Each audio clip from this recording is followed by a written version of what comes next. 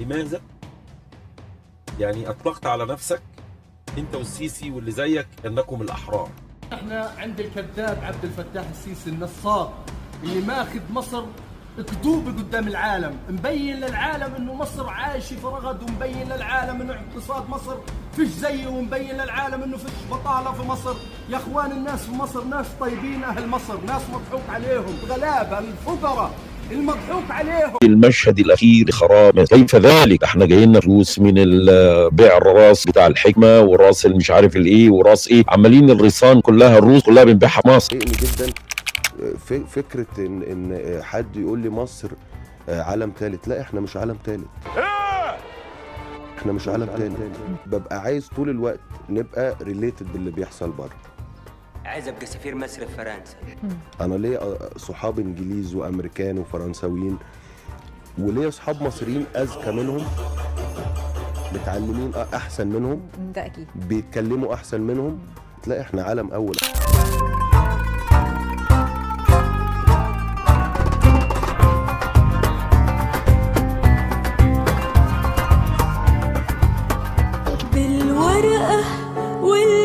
الأوضاع اللي في مصر تناسب ناس وما تناسبش ناس. فرع ولا لا بتصرفي كام في اليوم في الساحل؟ دولار ولا يورو؟ جوزي مرتبه 2000 جنيه، انا لولا بشتغل وبساعده كان زماننا دلوقتي بنشحت. قاعد فين في الساحل وبكام؟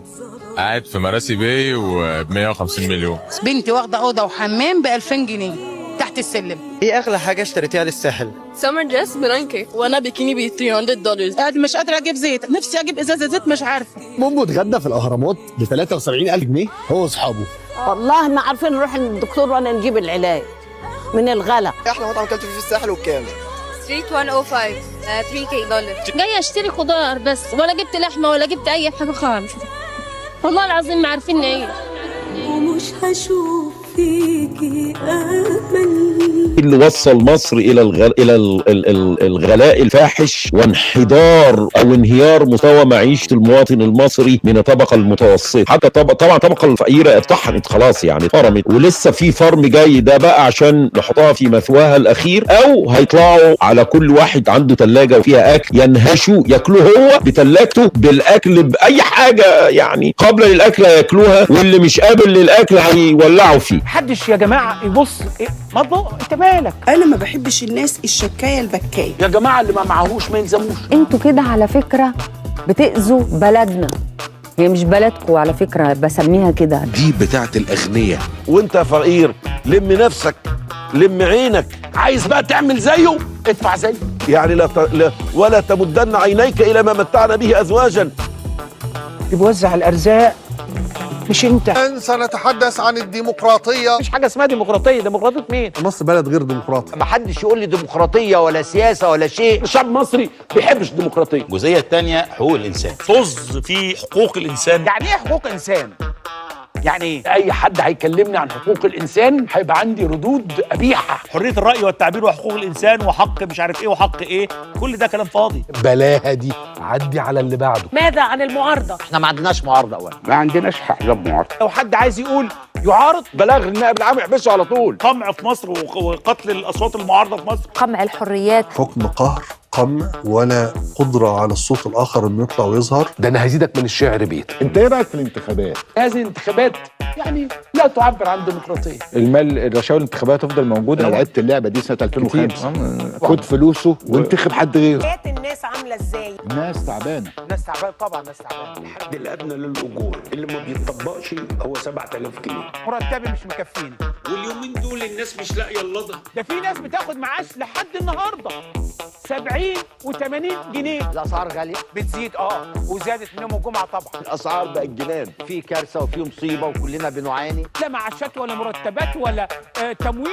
لا. فساد في التعليم، مش تعليم يعني، مفيش تعليم اصلا. المدرسين اللي عندك عجز فيهم 600,000 مدرس. ازمه في القطاع الصحي، اسعار الدواء بقت مبالغ فيها، اعداد ناقصه من الاطباء، المستشفيات ما بتصرفش دواء، الطوابير الطويله اللي بنشوفها على مستشفى بورريف. الأوضاع اللي في مصر تناسب ناس وما تناسبش ناس. فرع ولا لا بتصرفي كام في اليوم في الساحل؟ دولار ولا يورو؟ جوزي مرتبه 2000 جنيه، انا لولا بشتغل وبساعده كان زماننا دلوقتي بنشحت. قاعد فين في الساحل وبكام؟ قاعد في مراسي باي وب 150 مليون. بنتي واخده اوضه وحمام ب 2000 جنيه تحت السلم. ايه اغلى حاجه اشتريتيها للساحل؟ سمر دريس ب 9K وانا بيكيني ب $300. قاعد مش قادره اجيب زيت، نفسي اجيب ازازه زيت مش عارفه. امه اتغدى في الاهرامات ب 73,000 جنيه هو واصحابه. والله ما عارفين نروح للدكتور ولا نجيب العلاج من الغلا. احلى مطعم كلت فيه في الساحل وبكام؟ ستريت 105 $3K. جايه اشتري خضار بس، ولا جبت لحمه ولا جبت اي حاجه خالص. والله العظيم ما عارفين نعيش. ومش هشوف فيكي امل. الناس في مصر مظلومه، والناس في مصر ما بتاكلش كويس. انا مش هاكل. والناس في مصر ما بتتعلمش كويس. انا مش عارف اعلم. والناس في مصر ما بتتعالجش كويس. مش عارف اعالج، مش عارف اشغل، مش عارف اسكن.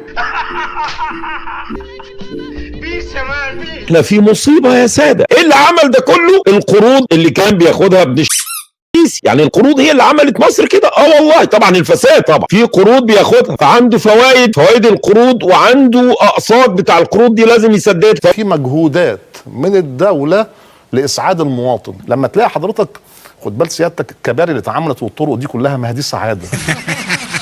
بيجي ميعاد القروض كان بيقترض تاني. طب بيعمل ايه بالفلوس؟ بيسرق معظمها طبعا. هتقول لي ما انت شايف طرق ايه يا ابن الكواطي اللي اتسرق فيها كل الفلوس دي؟ يعني انتوا متخيلين كميه الفلوس اللي دخلت مصر؟ ده كانت تبني مصر من اول وجديد وتعملنا دوله عصريه ما حصلتش. مساراتنا الاقتصاديه على سبيل المثال، يعني انت ممكن تيجي تقول لي مثلا الوضع الاقتصادي سيء. الوضع الاقتصادي سيء ولا الاوضاع المعيشيه سيئه؟ ليش؟ ما انا قلت لك قبل كده زمان انا شاطر جدا في الاقتصاد واتخرجت بامتياز ومصر على ذلك. صندوق النقد الدولي مفيش فايده بصراحه الكلام اللي قالوه كلام مستفز، بيمنوا علينا. هو ايه الصندوق يعني؟ حاطط ضغط عليا. احنا بنشترط رفع الوقود، زودوا اسعار البنزين لو سمحتوا على الناس. يا سلام، امال احنا بنعمل ايه؟ ما احنا زودنا الوقود مره واثنين وثلاثه واربعه وسبعه وثمانيه من 2016 واحنا عمالين نرفع.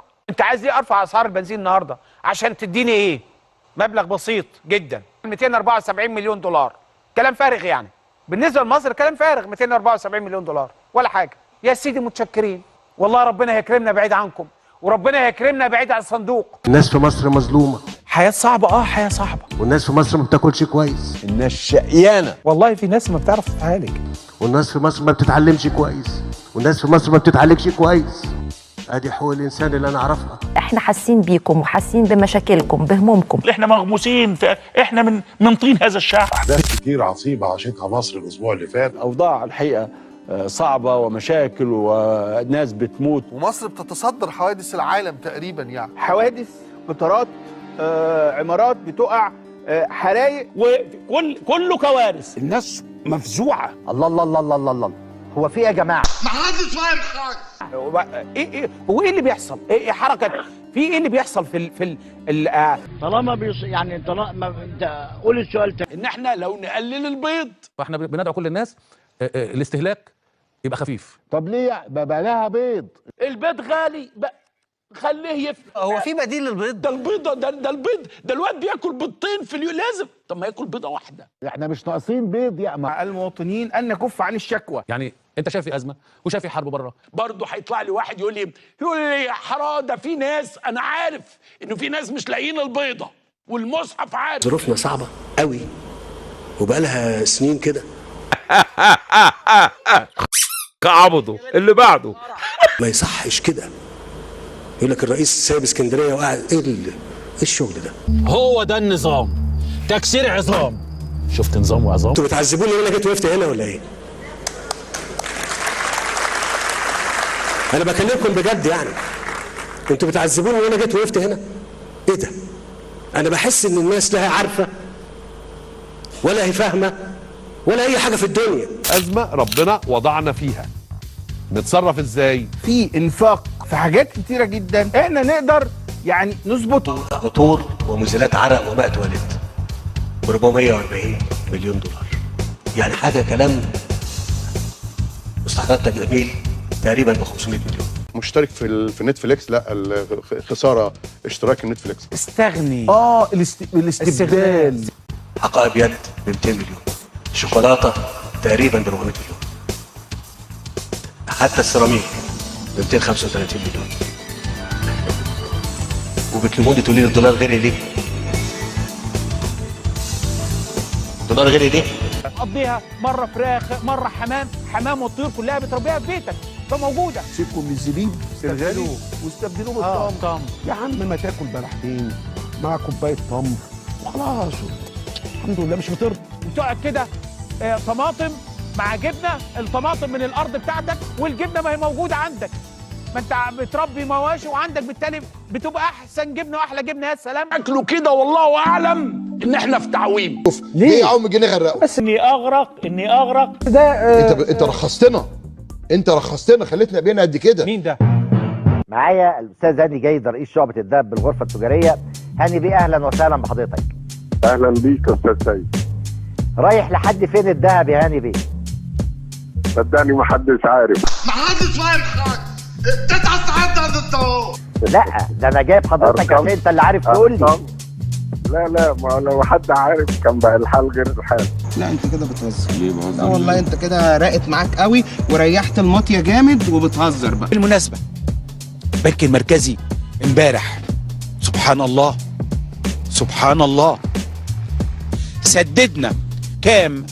2.5 مليار دولار من ديون الخارجيه. 93% من الزيت اللي مصر بتستخدمه بستورده من بره. ومكونات الزيت المحلي. الزيت بقى ده بيخش في ايه حضرتك؟ قلي الفول والطعميه والبتنجان والكلام الفارغ والليله دي حلو. 60% من القمح انا بستورده. 85% من الفول انا بستورده. 85% من الذره انا بستورده.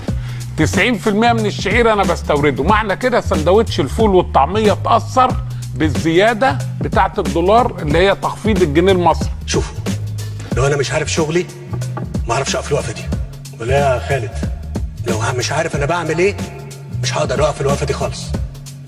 وكل واحد يقول اللي هو عايزه واقعد انا اسمع منه قلب بتعلم يعني. لا انا عايز الدخل بتاعي ومعدل نموي يبقى 5 تريليون دولار عشان انا عندي 100 مليون. وعشان انا معيش الفلوس ديت الناس في مصر مظلومه والناس في مصر ما بتاكلش كويس. امال الفقر نتعامل معاه ازاي؟ بالصبر. اصبر. والناس في مصر ما بتتعلمش كويس والناس في مصر ما بتتعالجش كويس. الفقراء بيدخلوا قبل الاغنياء الى الجنه ب 500 سنه. الفقراء هيسبقوا الاغنياء. خش على الجنه 500 سنه قبل الغني. الغني وراه بقى فواتير يسددها ويقول لك ايه؟ طب ادينا فلوسك بقى يا مولانا وخليك انت على البلاطه. ايوه 100% ايه؟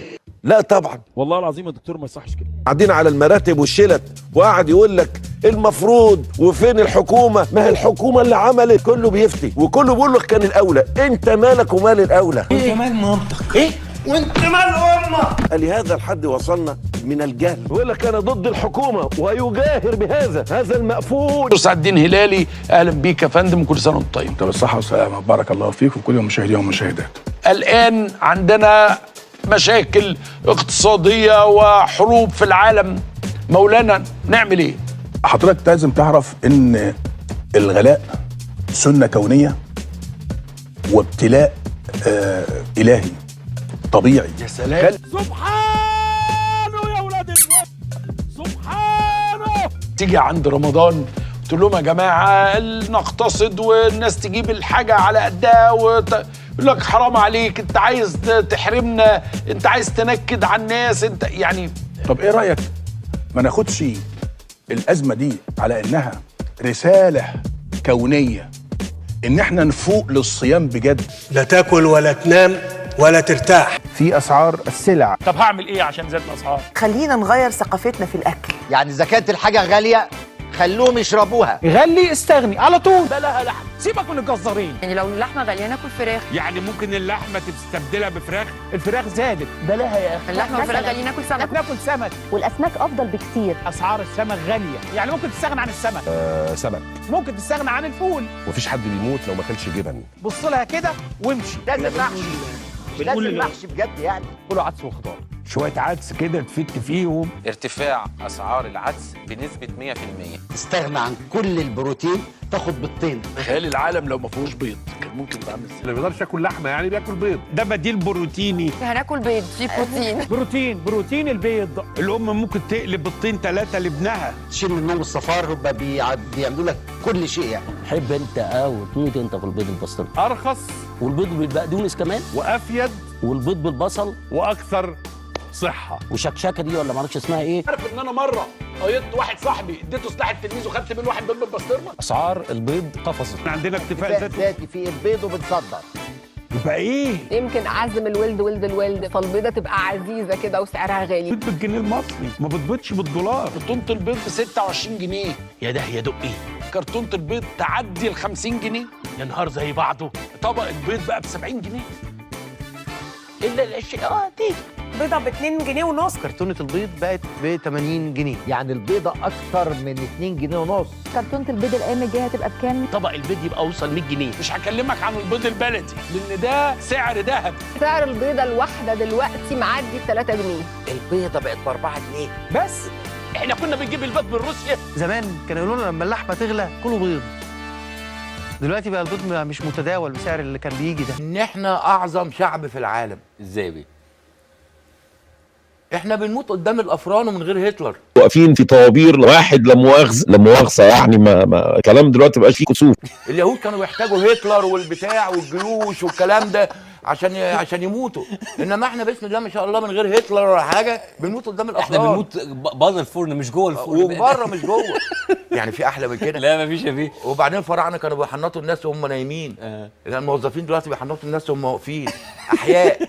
عظمه، شعب متنوع.